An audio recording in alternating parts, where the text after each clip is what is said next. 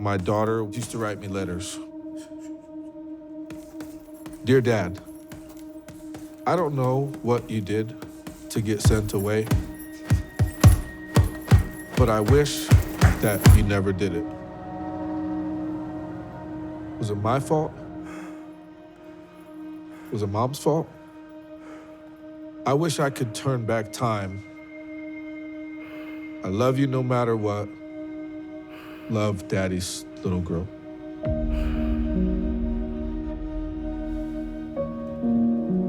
When you constantly have zero, when you and your little brother are eating Rice Krispie treats for dinner for 2 weeks in a row, when your phone is cut off and the only way someone can contact you is at the payphone across the street, what's the quickest way from point A to point B? It's to cheat. At the age of 6, my Uncle Tony, who's one of my heroes, took me to a place called Choice City Boxing. My grandfather was a very hard man. You know, they got beat a lot. My grandmother got abused. Got an alcoholic stepfather that was very abusive to my mom. It would be hard for me to say what the worst part of my childhood was because a lot of it was pretty tough. I sold furniture and was very successful at that. And one day, a guy at work said, "Hey Joe, you're black. Do you know where I can get some drugs?" And what he didn't realize is I was like the most square dude ever. Like I drank maybe twice a year. I was not in that scene at all. I said, "No, but I know some people." So he said, "Great, I need 10 ecstasy pills." I'm not the brightest guy in the world, but I'm really good at simple math. And I realized that in 30 minutes, I made $100. And I said, I'm never selling another couch as long as I live. The guy started calling, and immediately I became an ecstasy dealer. I fancied myself a bit of a businessman. It was an illegal business. And then one day it all came falling down. I got to a point where I started getting into trouble with the law. So they would put me on probation and say, pay these fines, take these classes, and I just wouldn't do it. I wouldn't follow through. And they'd get me, put me back in jail, and we'd start the cycle all over again. And that was the majority of my life until, I got tossed into the Department of Corrections as an adult.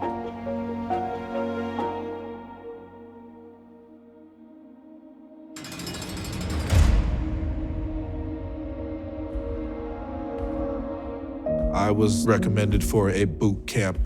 And the first day we were there, we all had to stand on line, and the drill instructor's walking up and down the row and says, "How many of you think you're a man? Raise your hand." Everyone raises their hand. "How many of you have children?" Almost every single dude raises their hand, including me. He says, "You're in prison. Someone else is making sure that your kids are okay, so how dare you call yourself a man?" Damn, he's right. I could have heard that message a year earlier and I wouldn't have thought anything of it. I'm like, forget this guy. What does he know? But when you have to call your children and tell them that you're getting sent to prison for 5 years, when you have to read letters from them in a cell by yourself, you start to realize that maybe I'm a little bit broken. And so I resolved to take what that gentleman had told me and how I was feeling in that moment, and I started to change my ask. When I'm the kind of man that will never come back to prison, that's when I want to go home. I'd done extremely well at boot camp, and they were going to leave me out on probation, and I begged them not to. And I remember the drill instructor laughing and saying, "I've never had anyone ask to go to a halfway house instead of being on probation, because probation, you're basically free, just don't get in trouble."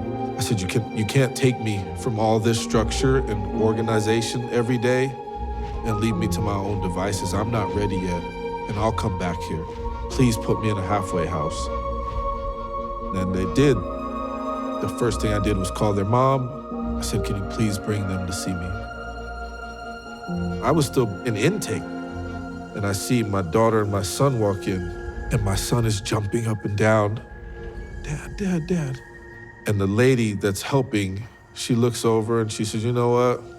they're not allowed over here, but tell them to come on. It was like the best feeling in the world because I hadn't been living my life for them before. And I was so worried that I was gonna miss so much of their life. And I was grateful that I didn't have to. From there, I set out on the journey of finding a job. My job was finding a job. I'd get up every day at 2:30. I'd walk the 3.5 miles to Gibbs, work 4 to 12, walk the 3.5 miles back to the halfway house, do my chores, sleep, eat, get up at 5, walk the 3 miles to DP Dough, work until 3 in the morning, walk back to the halfway house. I was walking about 14 miles every single day between 2 $7 an hour jobs. And every morning when I was walking, I would think, I'm so happy to be walking to work right now. And yeah, it takes forever, and sometimes it's cold, and sometimes it's raining. But every step that I take is one step away from prison.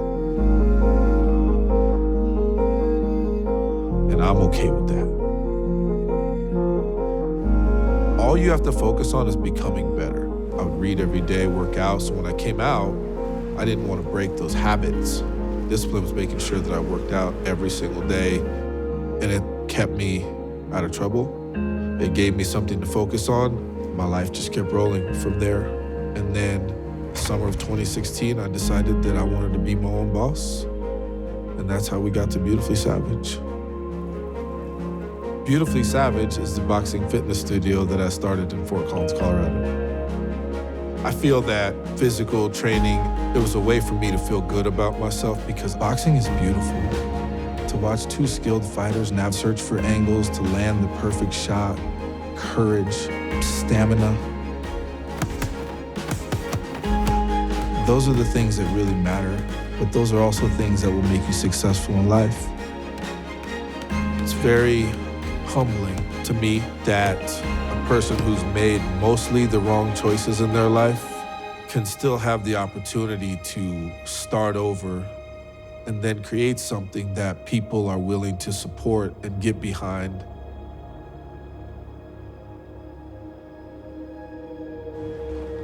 I don't trust anyone who's never been punched in the face, because when you get punched in the face, you learn something about yourself. You learn if you're the kind of person that's gonna cut and run, or if you're gonna stand up and fight. I'm the type of person that fights.